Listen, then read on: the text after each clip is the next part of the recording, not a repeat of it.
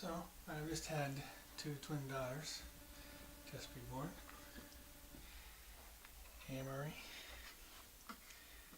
It's her.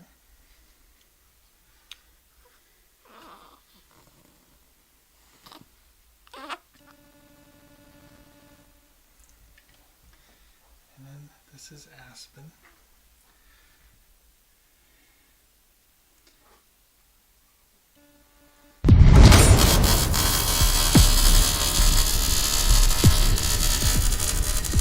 So, get the walk around this baby monitor. Goes back and forth between the two babies. And I'm here. But what I'd like to show you now is I got these vintage Maico glasses, or they could just be new glasses that are styled to be vintage. So there's 6 of them. Got them from Germany. This is actually a birthday gift for me. One of my gifts.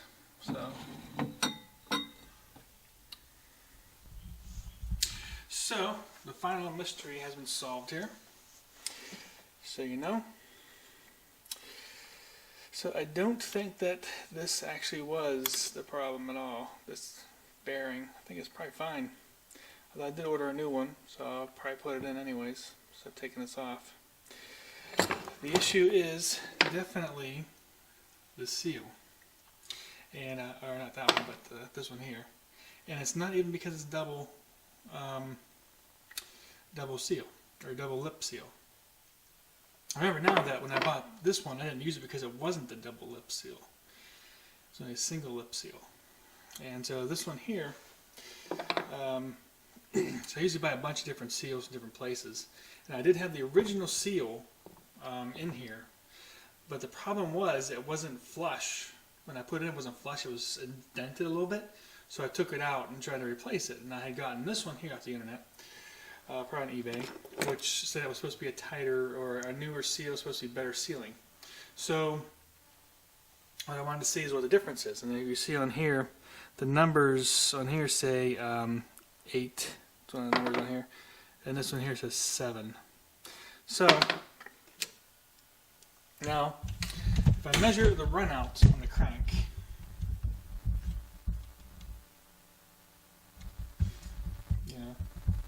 the runout on the crank,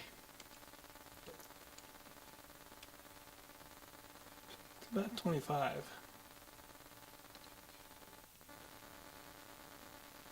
Yeah, it's about 25. The runout on the crank.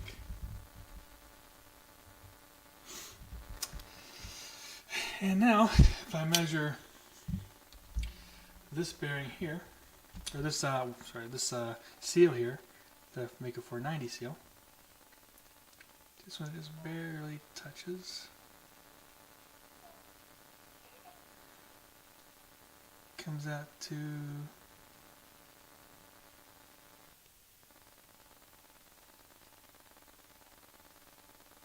about 50.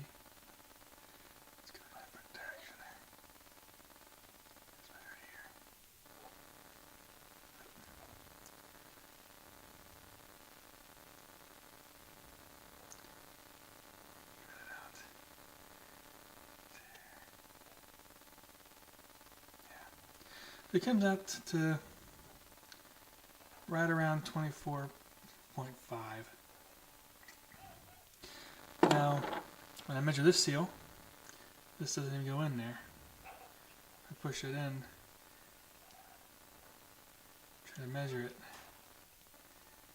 It actually comes out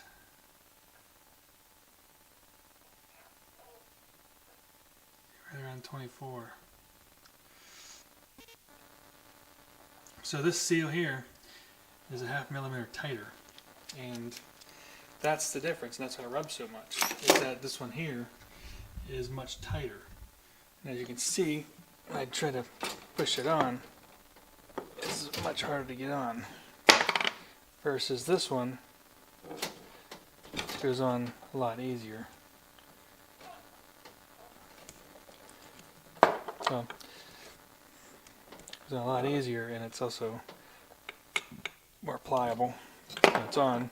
Because this one, it's hard to go on and it's not pliable at all. Now, also the other spring is missing off the other side now. But I figured what happened was this was sitting in there like this. And whenever it got this crank got pushed in, it actually folded this lip under and popped off that spring. Because when it first went together, it was very hard to get the crank got stuck. And I jiggled it and it got unstuck. So I think that this lip got bent under and then it got bent out. And then that popped off. So because whenever I took the seal or took the crank out, I pushed the crank this way. So this was being pushed away. So there's no way that that could have popped off when I was taking it apart. Which means when I pushed it in, this got bent under, popped out the ring. So not only was this seal tight, but this spring, the second spring that was on there, was now sitting on here between this seal and the bearing. So it's actually a really good thing that I took it apart, because that's terrible. So, like I said, I'll have the new one in there, and it'll definitely not be like this. It'll not be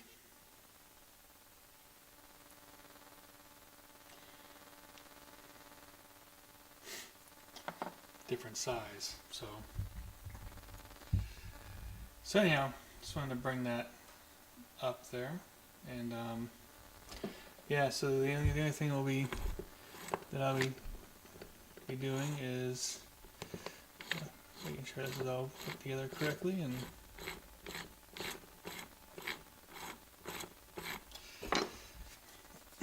I also, of course, whenever you take this bag apart again, and you don't have the gasket or you don't want to reuse that gasket, so order a new gasket. So I've actually ordered 10 seals, 10 crank seals for this thing. So in case I mess up one, I still have it. And then plus I'll have some surplus. I ordered 10 gaskets too, 10 center gaskets and clutch gaskets, because I need to replace clutch gasket on the other 500 anyways. So I kept one surplus. And for the newer motors, from 500 to 600 to 685, 660, I'll use the same seal, I'll use the same center gasket. So that'll all be taken care of, be pretty good. But may have to stop video in a minute here. Yeah, so what I'm going to do today is I will do that seat. I'm going to change out the seat, but I have to go check on the baby first. Alright, they're sleeping again. So, next thing is, I got this here, seat, new seat foam, with some instructions. Let's read these directions first. Remove the old cover, remove the old foam, clean the plastic, remove dirt, glue new foam to seat base, use moderate amounts of adhesive. So, there's one thing I actually do not have, so I will have to get that and continue this video. I do not have that adhesive, unfortunately, but we can start the process. Where did I put that seat? Here. So, I have the seat here. This is the old one, the ATK. Came off of this was actually what was on the 620. And the one that was on this bike, I actually put it onto the 620.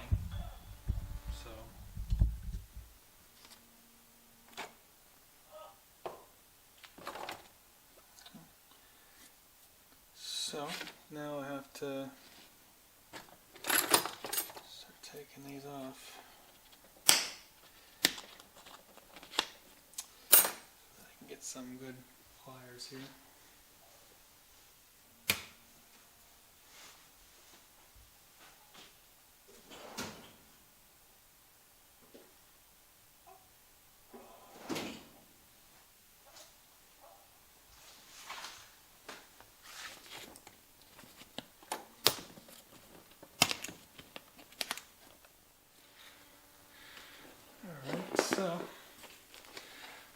taking it all the way off here. How old that seat cover is.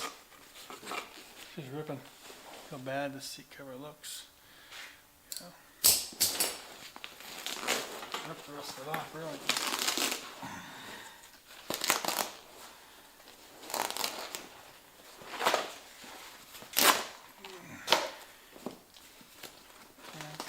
Pull it right off.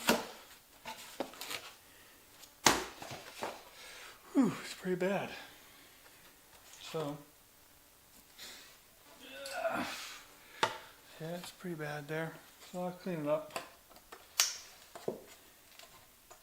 I don't have a glue though, so I'll have to do that. Finish putting this together in the next video. So.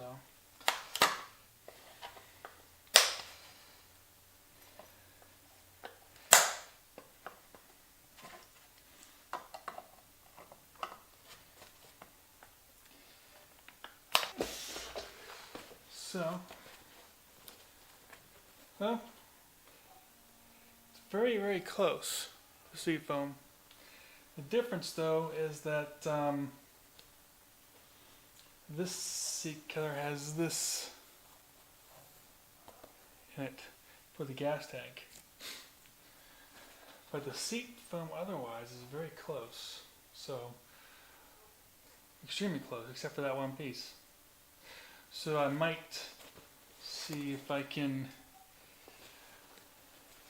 just remove that piece within here and get it to line up, because otherwise this foam is exactly the same. Exactly. Lines up except for that piece. Yeah, pretty much lines right up. Except for that one piece.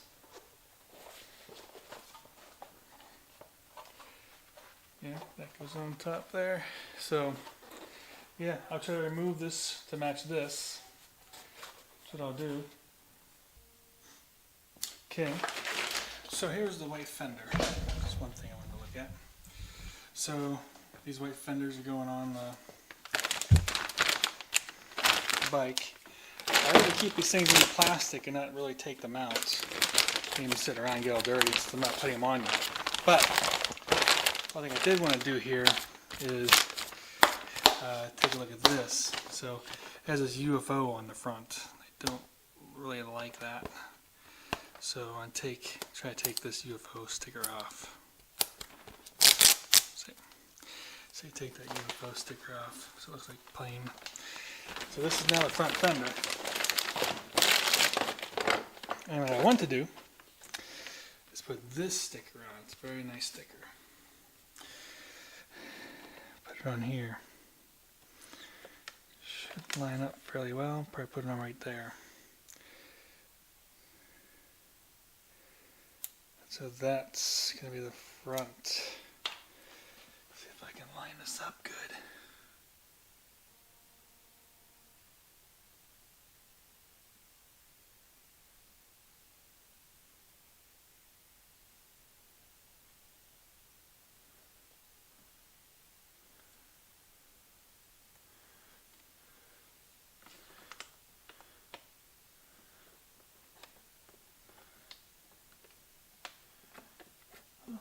Best I can. Be somewhat lopsided.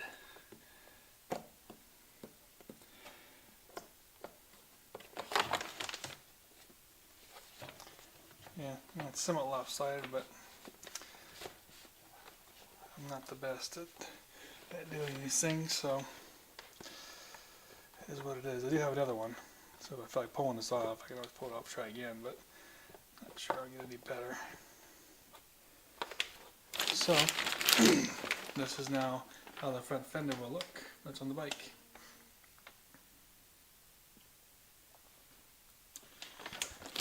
I think it looked cool.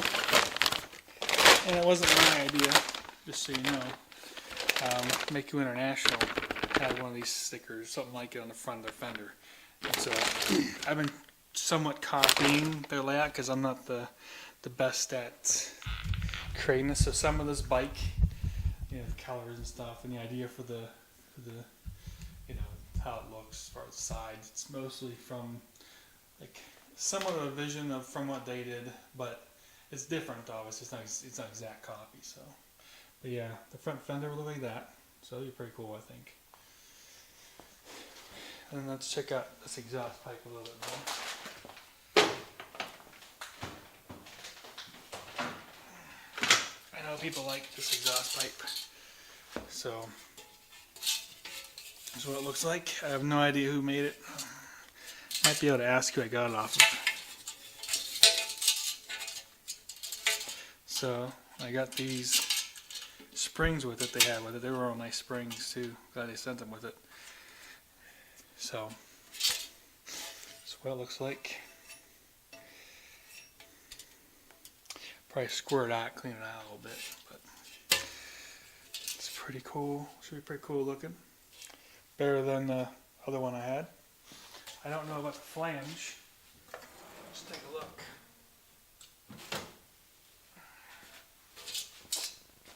So here's the cylinder. Perfect. Look at that. Perfect fit.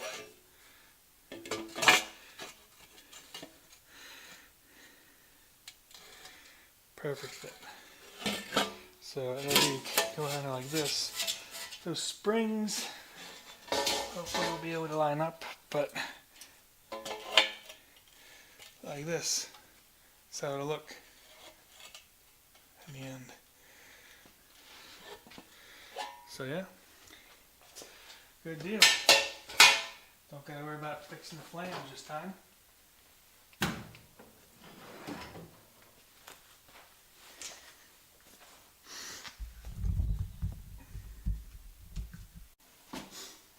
So the next thing is next here is figuring out this.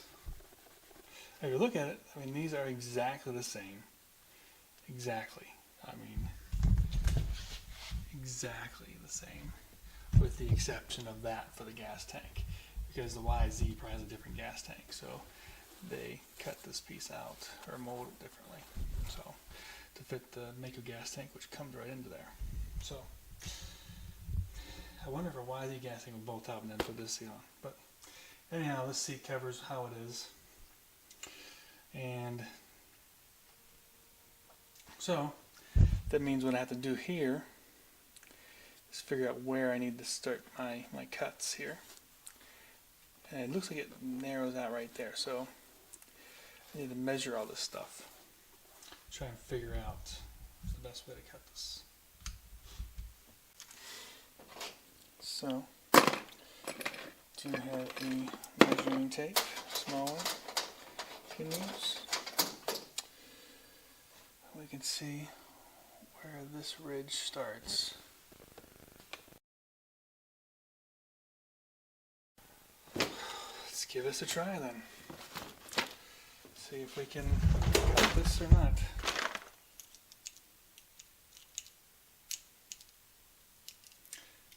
So here's the thing. You can always just order a new seat foam from Costler.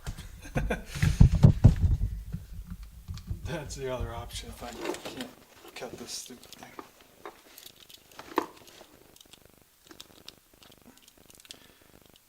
So, I need to start from the back here.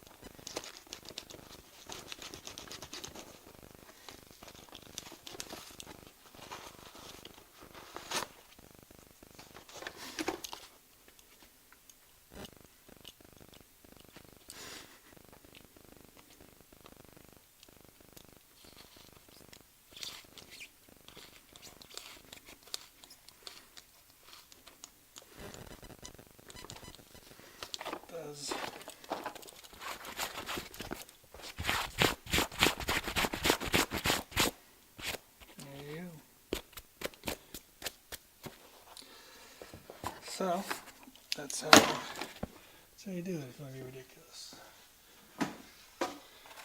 Try the seat cover again here.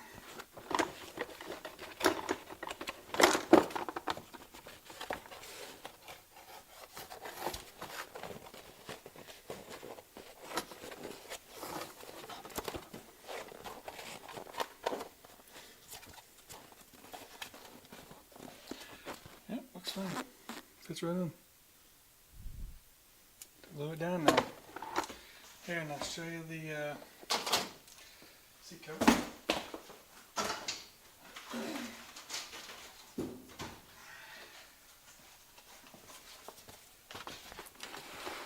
This is the final seat cover.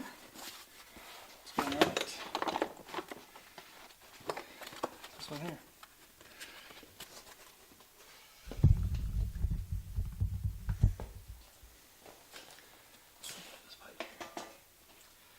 So, this will be the seat cover.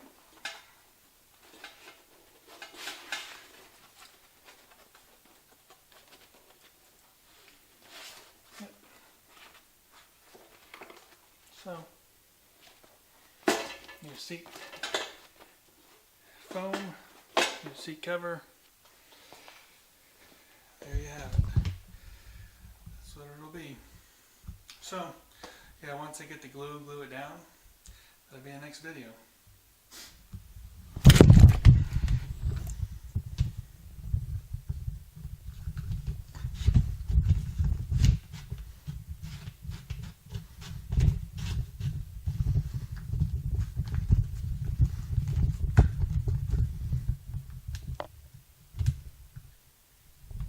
Okay, so yeah, that'll be the next video.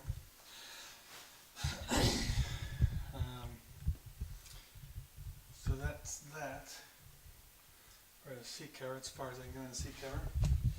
For right now, until I get my glue, my seat glue. Well, I do have epoxy.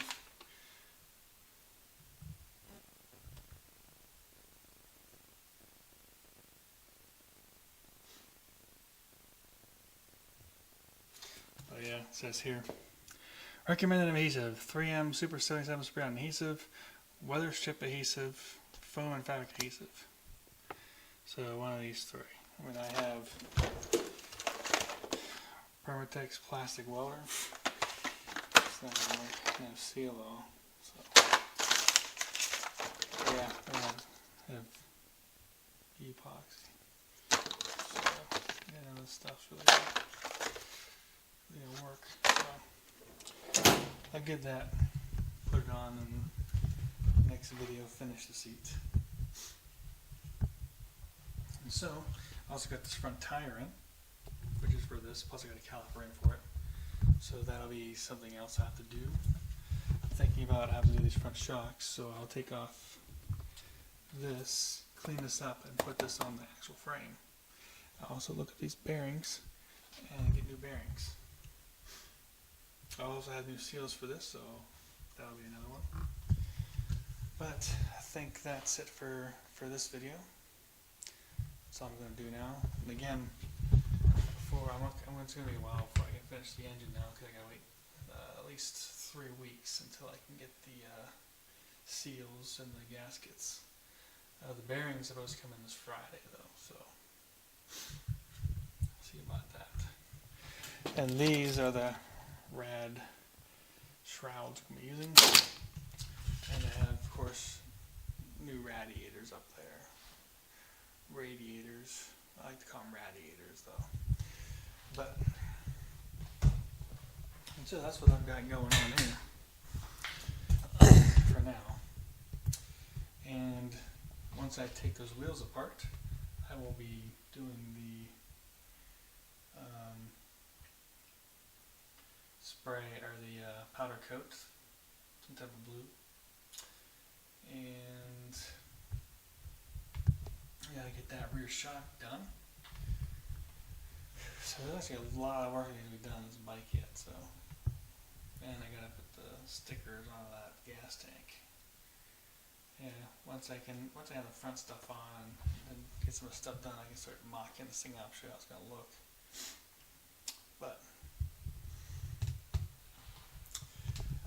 It's